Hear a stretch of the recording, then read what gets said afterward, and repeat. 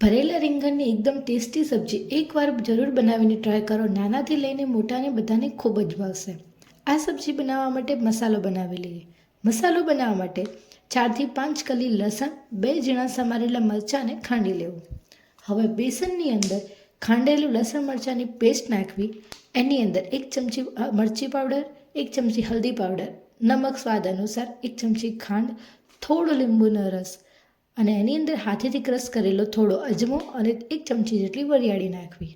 હવે તેની અંદર 1 ચમચી તેલ નાખીને એને સરસ રીતે ચારે બાજુથી મિક્સ કરી.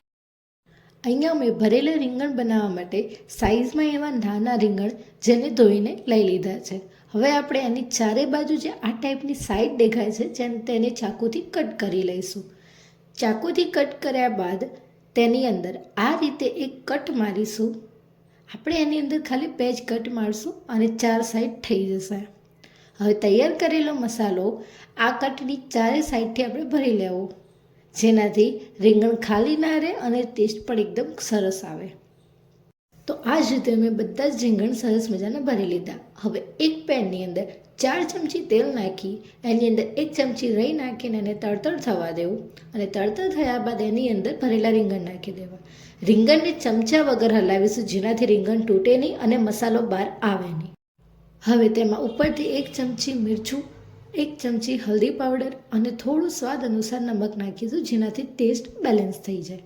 હવે જો નાના છોકરાઓ રીંગણ ના ખાતા હોય તો તમે બટાકાની આ રીતની ચિપ્સ કરીને મસાલામાં ડીપ કરીને એને ઉપરથી આ રીતે બટાકા નાખી શકો, જેનાથી જો બાળકો રીંગણ ન ખાય તો તેને આ રીતે તમે બટાકા પણ આપી શકો છો. હવે તેને આવી રીતે સરસ મજાનું મિક્સ કર્યા બાદ તેમાં અડધા ગ્લાસ જેટલું પાણી નાખી 10થી 15 મિનિટ સુધી ઢાંકીને આપણે એને ચડવા દઈશું. સબ્જી એકદમ ચડી ગયા બાદ તેની અંદર આપણે જે બચેલો મસાલો છે આવી રીતે ઉપરથી નાખીને એને હલાયા વગર ઉપર ખાલી ડીશ ઢાંકીને આપણે એને એકવાર ફરીથી ચડવા દઈશું 1થી 2 મિનિટ માટે. અને તૈયાર છે તમારી સરસ મજાની ભરેલા રીંગણ આલુની સબ્જી.